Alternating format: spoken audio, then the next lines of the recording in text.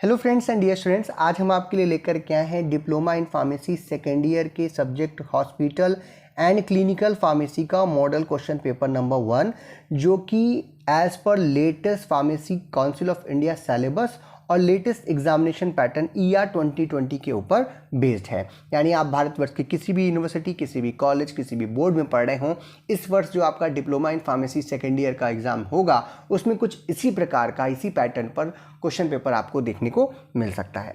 इस question paper में जो भी क्वेश्चंस मैंने आपके सामने रखे हैं ये सभी इंपॉर्टेंट हैं, क्योंकि ये प्रीवियस ईयर्स में डिफरेंट यूनिवर्सिटीज या बोर्ड्स के द्वारा पूछे गए प्रश्न हैं। तो यानी एग्जाम में जाने से पहले कम से कम एक बार अच्छी तरीके से इन प्रश्नों को आपको जरूर हल करके देख लेना चाहिए।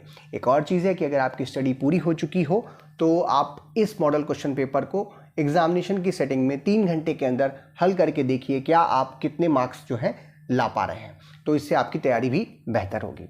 एक चीज़ और कहना चाहूँगा कि ये मॉडल क्वेश्चन पेपर 1 है। यहाँ पर जो हमारा सिलेबस है हॉस्पिटल एंड क्लिनिकल फार्मेसी का, उसके लगभग आधे टॉपिक्स से यहाँ पे प्रश्न लिए गए हैं। बाकी बचे हुए टॉपिक्स पर एक और मॉडल क्वेश्चन पेपर मैं आपको दूंगा, जहाँ पे वो टॉपिक्स भी मैं कवर करूँगा।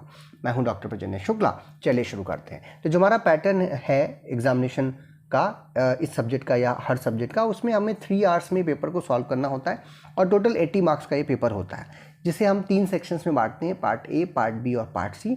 पार्ट ई में टोटल 20 क्वेश्चंस होते हैं और इन सभी 20 क्वेश्चंस को हम देखते हैं कि ये वेरी शॉर्ट आंसर टाइप या MCQ या fill in the blanks, true and false जैसे क्वेश्चंस होंगे। और यहाँ पे आपको कोई भी ऑप्शन नहीं मिलेगा। कहने का मतलब कि किसी भी प्रश्न को आप छोड़ नहीं सकते, सभी प्रश्नों को आपको हल करना होगा और हर प्रश्न के सही उत्तर के लिए आपको 1 मार्क्स जो है वो मिलेंगे। दूसरा हमारा पार्ट बी, जहाँ पे शॉर्ट आंसर टाइप क्वेश्चंस आपको देखने को मिलते हैं। टोटल 11 क्वेश्चंस यहाँ पे होंगे। इन 11 क्वेश्चंस में किसी भी 10 प्रश्नों को जो आपको अच्छी तरीके से आता है आपको उनको सॉल्व करना होगा। प्रत्येक सही प्रश्न के उत्तर के लिए आपको 3 मार्क्स मिलेंगे। तीसरा हमारा पार्ट सी, जो कि लॉन्ग आंसर टाइप क्वेश्चंस होते हैं यहाँ पर, और टोटल 7 क्वेश्चंस दिखेंगे इस पार्ट सी में आपको, जिसमें से कोई भी 6 प्रश्न जो आपको अच्छी तरीके से आ रहा हो उसको आप यहाँ पर सॉल्व कर सकते हैं और प्रत्येक सही उत्तर के लिए आपको 5 मार्क्स जो है वो मिलेंगे। तो चलिए एक बाय इन तीनों पार्ट में आने वाले क्वेश्चंस को देखते हैं। सबसे पहले बात करेंगे पार्ट ए की। पार्ट ए जो है वो very short answer type questions, MCQs, true and false, fill in the blanks जैसे क्वेश्चंस आपको यहाँ पे दिखेंगे। और यहाँ पे टोटल 20 क्वेश्चंस होते हैं, प्रत्येक 1-1 मार्क्स के होंगे और किसी भी प्रश्न को आपको छोड़ना नहीं है। यहाँ पर जो पार्ट ए है इसके सभी आंसर्स भी मैं आपके साथ डिस्कस करूँगा, यानी सभी के आंसर भी आपको बताऊँगा। आगे के पार्ट के आंसर्स के लिए आप बुक का जो है हेल्प ले सकते हैं। तो सबसे पहला प्रश्न है, which of the following is the part of hospital formulary, और इसके आपके ऑप्शन है information on the hospital policies, drug product listing, special information या ऑल ऑफ द अबव। तो जो हॉस्पिटल फॉर्मूलरी होती है उसके अंदर सभी तरीके की हॉस्पिटल से रिलेटेड जो इन्फॉर्मेशन है वो आपको देखने को मिलेगी, जैसे कि हॉस्पिटल की पॉलिसीज़ की इन्फॉर्मेशन, जो भी ड्रग्स या जो फार्मास्यूटिकल प्रोडक्ट्स वहाँ पे हैं उनकी लिस्टिंग, या फिर कोई स्पेशल इन्फॉर्मेशन है। तो इसीलिए यहाँ पे जो आंसर होगा वो होगा D, that is all of the above. Next question is, the district hospital provide clinical service, clinical support, administrative service या फिर ऑल ऑफ द अबव। तो जो भी डिस्ट्रिक्ट हॉस्पिटल होता है किसी भी जिले के अंदर जो कि गवर्नमेंट के अंतर्गत आता है, वहाँ से वो क्लिनिकल सर्विस भी आपको प्रोवाइड करते हैं।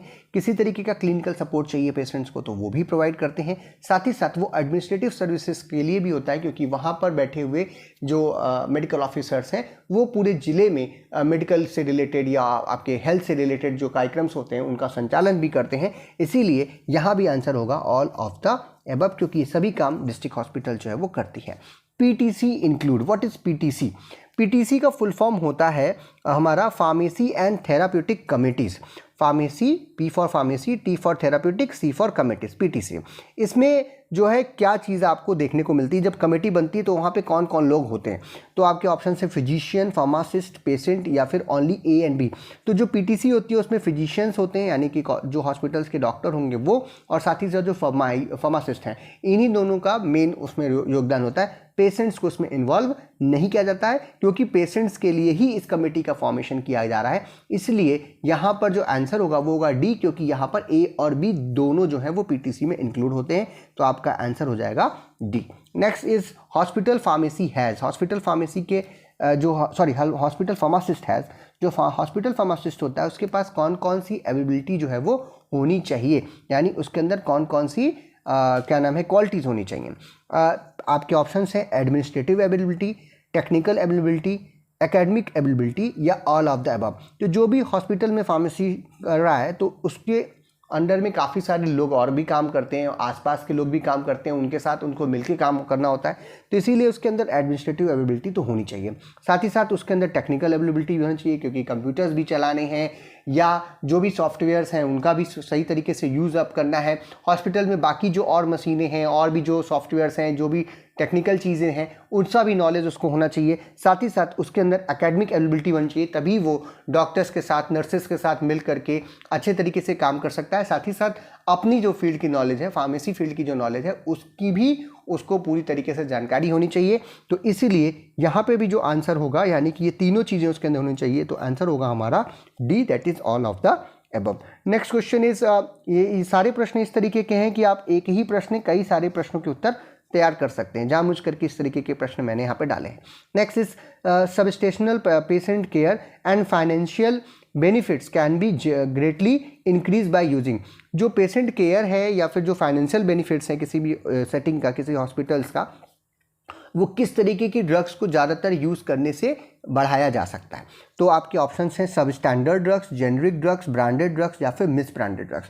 तो सब स्टैंडर्ड ड्रग्स तो कभी नहीं देनी है, क्योंकि ऐसी ड्रग्स हैं जिनका कोई वैल्यू नहीं है, जिनका कोई लेवल नहीं है, यानी कि वो उसमें मे बी जिस स्टैंडर्ड की ड्रग आपको चाहिए, अच्छी ड्रग चाहिए, वो नहीं है, इसीलिए आप इसको नहीं दे सकते। दूसरा ब्रांडेड ड्रग, ब्रांडेड ड्रग्स जो है वो फाइनेंशियल बेनिफिट्स तो नहीं दे सकते, क्योंकि ये महंगी होती हैं। तो ये पेशेंट्स को आप देंगे तो आपका जो हॉस्पिटल का जो सिस्टम है उसमें आपको जो क्या नाम है बेनिफिट्स चाहिए, फाइनेंशियल बेनिफिट्स चाहिए, वो कम मिलेंगे। नेक्स्ट है miss branded drugs. Miss branded drugs भी कुछ इसी तरीके की हैं, सब स्टैंडर्ड ड्रग्स की तरीके से, यानी इनको भी आपको यूज़ नहीं करना है। केवल जेनरिक ड्रग्स जो होती हैं, क्योंकि जेनरिक ड्रग्स का ऐसा माना जाता है कि जेनरिक ड्रग्स में जो है आपका जो फॉर्मुलेशन है वो बिल्कुल सही है, और साथ ही साथ जो है ये सस्ती होती हैं, तो इस वजह से ये आपका पेशेंट केयर भी करेंगी और साथ ही साथ जो है फाइनेंशियल बेनिफिट्स भी आपको प्रोवाइड करेंगे, इसीलिए यहाँ आंसर होगा हमारा C. Next question is which plays a vital role in drug safety in the hospital. Drug की जो सेफ्टी है उसके प्रति कौन सी जो टीम है वो हॉस्पिटल के अंदर अच्छे तरीके से अपना काम करती है। आपके ऑप्शन हैं एडीआर, जीएलपी, पीटीसी या फिर जीएमपी। तो एडीआर का मतलब होता है एडवर्स ड्रग रिएक्शंस, तो इसका कुछ लेना देना नहीं है। जीएलपी का मतलब होता है गुड लेबोरेटरी प्रैक्टिसेस, इसका भी कुछ लेना देना नहीं है। जीएमपी का मतलब होता है गुड मैन्युफैक्चरिंग प्रैक्टिसेस, तो इसका भी ड्रग सेफ्टी से यहाँ पर हॉस्पिटल के अंदर कुछ लेना देना नहीं है। तो केवल एक बचता है हमारा पीटीसी। पीटीसी का फुल फॉर्म मैंने आपको बताया था, फार्मेसी एंड थेराप्यूटिक कमेटीज़। तो जो फार्मेसी एंड थेराप्यूटिक कमेटी है वो ड्रग सेफ्टी के ऊपर काम करती है हॉस्पिटल के अंदर। Question number 7 is function of hospital pharmacy. Hospital pharmacy का क्या काम है। आपके ऑप्शन हैं to establish the requirement of facilities, supplies and equipment, to coordinate financial plan operations for all hospital, to write prescription for the patient, both A and B. तो आप देखिए कि जो हॉस्पिटल के अंदर जो भी फैसिलिटी है, सप्लाई है या इक्विपमेंट है, उसको लगातार बनाए रखना, उसका एस्टिमेट निकाल करके देना, ये सब हॉस्पिटल फार्मासिस्ट का काम होता है। साथ ही साथ जो है जो फाइनेंशियल प्लान ऑपरेशंस हैं हॉस्पिटल के, उसके साथ कोऑर्डिनेट करना भी हॉस्पिटल फार्मेसी का काम होता है। लेकिन प्रिस्क्रिप्शन लिखना पेशेंट के लिए ये हॉस्पिटल फार्मेसी का काम नहीं होता है, इसीलिए हमारा आंसर होगा बोथ ए एंड बी सही है, इसीलिए D will be the right answer. Next question is cold storage temperature is. जो कोल्ड में अगर किसी दवा को कोल्ड टेम्परेचर के अंदर डालना है तो कोल्ड टेम्परेचर का वैल्यू क्या होता है, ये आपसे पूछ रहा है। ऑप्शन हैं 0 to 2 डिग्री सेल्सियस, ये नहीं है, 2 to 8 degree Celsius, 8 to 25 degree Celsius या ऑल ऑफ द अबव। तो जो कोल्ड टेम्परेचर स्टोरेज टेम्परेचर होता है वो होता है 2 से 8 डिग्री सेल्सियस के बीच में, इसीलिए आपका आंसर होगा 2 to 8। Patient, next question is patients who occupy the space in the hospital is called. देखिए कई तरीके के पेशेंट्स होते हैं। एक तो जो एम्बुलेटरी पेशेंट है, जो एम्बुलेंस में आ रहे हैं, जो आउट पेशेंट है, आउट पेशेंट जो कि आए, बाहर से आए, अपना दवा लिए और चले गए, उन्हें हम कहते हैं आउट पेशेंट्स। वो पेशेंट्स जो कि जिनको भर्ती करने की जरूरत पड़ती है, जिनको हॉस्पिटल के अंदर बेड दिया जाता है, उन्हें हम लोग कहते हैं इन पेशेंट्स। तो यहाँ पे आंसर हो जाएगा आपका सी, दैट इज इन पेशेंट। जो हॉस्पिटल के अंदर स्पेस ऑक्यूपाई करते हैं उन्हें क्या कहते हैं, इन पेशेंट्स कहते हैं। अब कुछ आपके very short answer type questions हैं, जैसे कि question number 10, what are the role of clinical pharmacy. Clinical pharmacy का क्या रोल है। तो जो क्लिनिकल फार्मेसी का रोल है जनरली उसमें काफ़ी चीज़ें इंक्लूड होती हैं, जैसे ड्रग इन्फॉर्मेशन सर्विस देना, मेडिकेशन हिस्ट्री रखना, पेशेंट का कंप्लायंस रखना, पेशेंट की जो पुरानी हिस्ट्री है उसको रखना, इन सब को कर करके वो डॉक्टर्स के साथ मिल करके क्लिनिकल मैनेजमेंट करता है उस पेशेंट का, तो वही काम होता है हमारा क्लिनिकल फार्मेसी का। Next question is name few essential narcotic drugs. ऐसी ड्रग्स जो कि जनरली जो है हम लोग नहीं यूज़ कर सकते जब तक कि उनकी आपको क्या नाम है प्रिस्क्रिप्शन पे वो ना दी जाए। नेक्स्ट दूसरी चीज़ है इसेंशियल नार्कोटिक ड्रग्स। ऐसी ड्रग्स जो कि ऐसे समय पर पेशेंट को दी जाती है ताकि उसकी जान बचाई जा सके या उसकी हेल्प की जा सके। तो इन ड्रग्स के एग्जाम्पल आपको देने हैं। तो यहाँ पर काफ़ी सारी ड्रग्स हैं जैसे मॉर्फिन है, ऑक्सीकोडोन है, मेथाडोन है, हमारा डाईहाइड्रोकोडिनोन है, फेंटाइल है, कोडीन है, ये या इससे बने हुए प्रिपरेशंस जो हैं वो सभी एसेंशियल नार्कोटिक ड्रग्स के अंतर्गत आते हैं। Next question is what do you mean by clinical pharmacy. ये तो ऊपर ही ये रोल हो गया आपका क्लिनिकल फार्मेसी का। और क्लिनिकल फार्मेसी क्या है, तो क्लिनिकल फार्मेसी जो है वो फार्मेसी की वो ब्रांच है जहां पर क्लिनिकल फार्मासिस्ट जो हैं वो पेशेंट को डायरेक्ट केयर प्रदान करते हैं और जो भी मेडिकेशंस हैं उसका ऑप्टिमाइजेशन करते हैं, यानी कि अच्छे तरीके से या बेहतर तरीके से दवाएं किस तरीके से पेशेंट को ठीक करेंगी ये काम करते हैं। साथ ही साथ पेशेंट्स के हेल्थ, उसकी जो क्या नाम है डिसीज़ का प्रिवेंशन है, उसकी डिसीज़ के सही तरीके से ठीक होने की प्रक्रिया है, इन सभी चीज़ों में हेल्प करने का काम जो है वो क्लिनिकल फार्मेसी के द्वारा किया जाता है। Next question is what do you mean by hospital pharmacy. अब हॉस्पिटल फार्मेसी क्या है। हॉस्पिटल फार्मेसी जो होती है वो हेल्थ केयर सर्विस है जहाँ पर एक आप कह सकते हैं कि आर्ट है, प्रैक्टिस है, प्रोफेशन है किस चीज़ के लिए, ताकि जो कौन सी दवाएं देनी है उसका चूज़ करना, प्रिपरेशन उसका करना, उसका स्टोरेज करना, उसकी कंपाउंडिंग करना, डिस्पेंसिंग करना, इन सभी काम जो मेडिसिन से रिलेटेड है ये सारे काम करना। साथ ही साथ मेडिकल डिवाइसेस की भी कंपाउंडिंग, डिस्पेंसिंग, स्टोरेज इत्यादि करना। जो पेशेंट्स हैं उनको, डॉक्टर्स को, नर्सेस को या अदर हेल्थ केयर प्रोफेशनल जो आ रहे हैं उन सभी को एडवाइस करना अबाउट द मेडिसिन ताकि वो सेफ, इफेक्टिव और इफ़िशिएंट यूज़ कर सकें हमारी मेडिसिन का। ये सब काम होता है हमारे हॉस्पिटल फार्मेसी के अंदर। तो ये हॉस्पिटल फार्मेसी का मतलब होता है। Next question is how much floor space is required for hospital pharmacy in 50 bed hospital. 50 bed का अगर हॉस्पिटल है तो उसमें हॉस्पिटल फार्मेसी बनाने के लिए कितना फ्लोर स्पेस चाहिए। तो आपके ऑप्शन है 250, 320, 435 स्क्वायर फीट। तो इसमें या फिर नॉन ऑफ द अबव। तो लगभग हॉस्पिटल फार्मेसी अगर चाहिए 50 बेड हॉस्पिटल में, एक छोटे हॉस्पिटल में, तो वो 250 स्क्वायर फीट के अंतर्गत होता है। तो इसीलिए आंसर हो जाएगा आपका A. Next question is what is the area design for the preparation of sterile products called.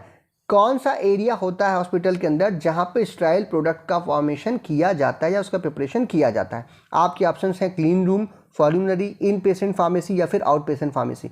तो जहाँ पे स्टेराइल प्रोडक्ट्स के ऊपर काम करते हैं उस एरिया को हम बोलते हैं क्लीन रूम, क्योंकि उस जगह पर ये एक स्टेराइल एरिया होता है जहाँ पे किसी तरीके का बैक्टीरिया या किसी तरीके के माइक्रोब्स इत्यादि से वो जगह फ्री की जाती है। इसी की जगह को हम कहते हैं clean room. Next question is the process of quickly obtaining and out of stock medication in an urgent situation.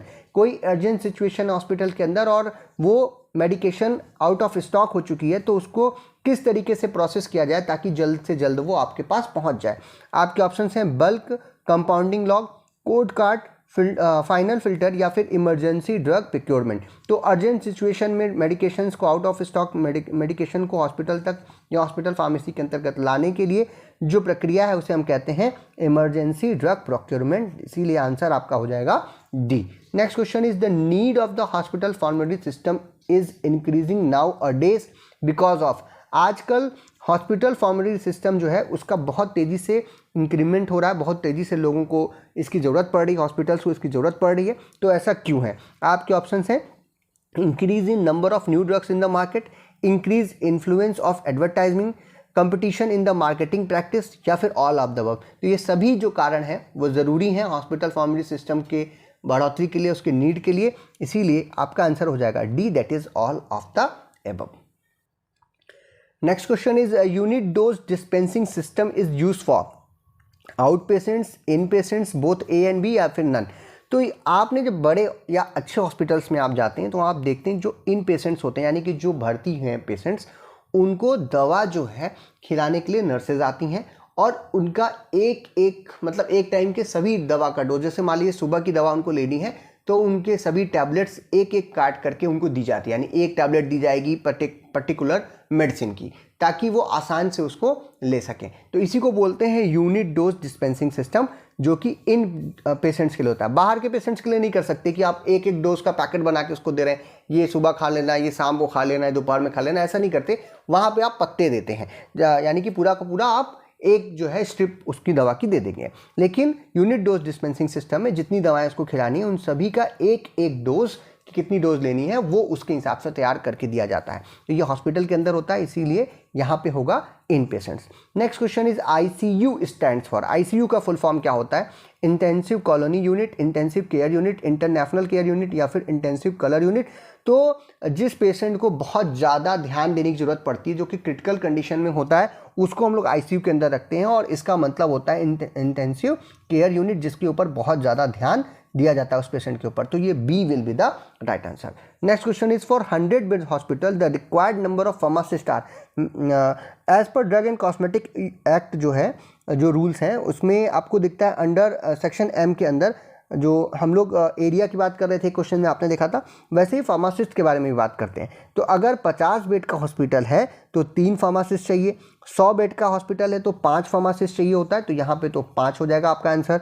अगर जो है 200 बेड का हॉस्पिटल है तो 8 फार्मासिस्ट कम से कम होने चाहिए, 300 बेड का है तो 10, और 500 बेड का हॉस्पिटल है तो 15 जो फार्मासिस्ट हैं वो उनको आपको हॉस्पिटल के अंदर रखने चाहिए, ये रूल के हिसाब से है।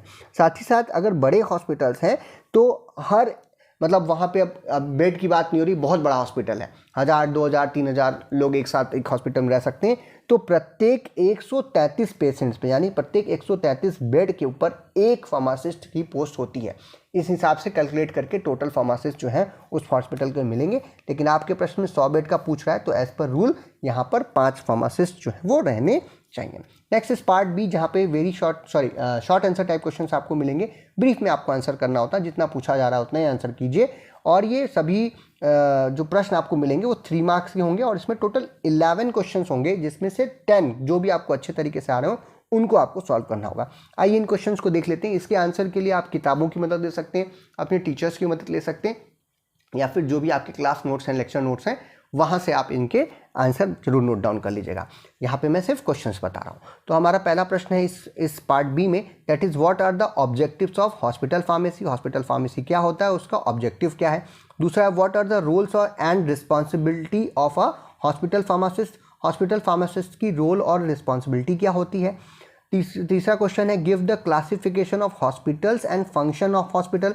हॉस्पिटल का क्लासिफिकेशन देना है, हॉस्पिटल क्या है और कितनी तरीके से अब उसका क्लासिफिकेशन कर सकते हैं, जैसे नंबर ऑफ बेड के हिसाब से कर सकते हैं, जिसे हम कहते हैं small hospital, medium hospital, large hospital, या फिर उसमें क्या नाम है, कौन उसको चला रहा है उसके हिसाब से कर सकते हैं, किस चीज़ का इलाज हो रहा है उसके हिसाब से कर सकते हैं। तो ये क्लासिफिकेशन देना है और हॉस्पिटल के क्या क्या काम है वो आपको यहाँ पे बताना है। What are the next question is what is the role of compounding. Also discuss types of compounding. Compounding क्या होती है फार्मेसी में और कितने तरीके की कंपाउंडिंग है उसके बारे में बात करनी है। Next is discuss composition and function of PTC. PTC फिर से बता दूं, फार्मेसी थेरेपेटिक कमेटी क्या है, उसका कंपोजिशन कैसे हो रहा है, कैसे उसका फॉर्मेशन करेंगे और उसके क्या क्या काम होते हैं। Next question is what are the functions of infection control committee, ICC जिसने बोलते हैं, and give the role of pharmacist in the preventing anti microbial resistance. तो इन्फेक्शन कंट्रोल कमेटी क्या है, उसके क्या काम है और फार्मासिस्ट का क्या रोल है किसी भी प्रकार के जो एंटी माइक्रोबियल रेसिस्टेंस हो रही है उसको रोकने में, उसको प्रिवेंट करने में। Next is write down about the following. किसी भी 3 के बारे में आपको लिख सकते हैं। Economic order quantity, FIFO method, schedule G, या फिर हमारा हॉस्पिटल फॉर्मरी सिस्टम। इसमें से किसी के बारे में भी आप यहाँ पर लिख सकते हैं। नेक्स्ट इज राइट, ये शेड्यूल जी जो है वो ड्रग एंड कॉस्मेटिक एक्ट के अंतर्गत आता है। Next is write a short note on inventory control and inventory management. Inventory control क्या है, इन्वेंट्री मैनेजमेंट क्या है, उसके ऊपर आपको एक छोटा सा नोट देना है। Next is write a note on distribution of narcotic and psychotropic substance and their storage. Narcotic और साइकोट्रॉपिक जो सब्सटेंस हैं उनको किस तरीके से डिस्ट्रीब्यूट करेंगे, किस तरीके से उसका स्टोरेज करेंगे, उसके ऊपर आपको एक नोट देना है। अगला प्रश्न है question number 10, right a short on any 3। किसी के ऊपर किन्हीं 3 के ऊपर आपको आंसर करना है। पहला है हमारा ऑटोमेटेड ड्रग डिस्पेंसिंग सिस्टम, अगला है हमारा drug information service, organisation of hospital, या फिर NABH एग्रीडेशन, इसके ऊपर एक शॉर्ट नोट आपको देना है किन्हीं भी 3 टॉपिक के ऊपर। लास्ट प्रश्न है पार्ट बी का, enlist different drug distributing systems, discuss the advantages and disadvantages of unit dose dispensing system. Drug के डिस्ट्रीब्यूटिंग सिस्टम कौन कौन से हैं और उनमें से भी जो यूनिट डोज डिस्पेंसिंग सिस्टम है, जो कि हम लोगों ने क्वेश्चन नंबर 18 में ऊपर पार्ट ए में डिस्कस किया था, उसके क्या क्या एडवांटेजेस और डिसएडवांटेजेस हैं वो आपको यहाँ पर बताने हैं। लास्ट पार्ट है हमारा पार्ट सी, जहाँ पे लॉन्ग आंसर टाइप क्वेश्चंस होते हैं। जितना आपको आता है आप उतना लिखिए यहाँ पर, और प्रत्येक सही प्रश्न के लिए आपको 5 मार्क्स मिलेंगे। 7 प्रश्न यहाँ पे आपको दिखेंगे, उसमें से कोई भी 6 जो आपको अच्छे तरीके से आ रहे हैं आपको वहाँ पर लिखना होगा। पहला प्रश्न हमारा, define hospital and hospital pharmacy, discuss the responsibilities of the hospital pharmacist in patient areas. तो ये वैसा ही प्रश्न है जैसा कि पिछले पार्ट में देखा, बट 2 प्रश्नों को जोड़ करके यहाँ पे प्रश्न जो है वो बन रहा है। Next is discuss the detail about good pharmacy practice GPP in the hospital. Good pharmacy practice क्या है उसके बारे में आपको डिस्कस करना है। Next is write a note on application of computers in the prescription handling और scope of clinical pharmacy in India. Computers का क्या रोल है या कंप्यूटर्स के एप्लीकेशंस क्या है प्रिस्क्रिप्शन को हैंडल करने में, फार्मेसी क्षेत्र में, हॉस्पिटल फार्मेसी क्षेत्र में, या फिर जो क्लिनिकल फार्मेसी है उसका क्या स्कोप है इंडिया में, वो आपको यहाँ पर बताना है।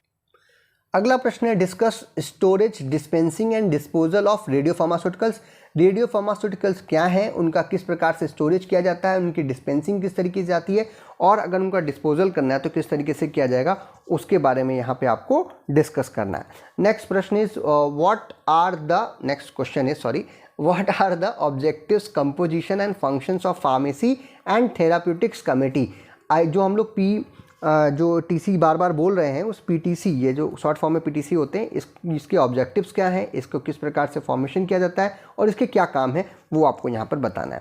Next is discuss national quality control assurance standard, जिसे हम लोग NQAS के नाम से जानते हैं, और हॉस्पिटल फॉर्मेलिटी क्या होती है, इसके बारे में आपको डिस्कस करना है।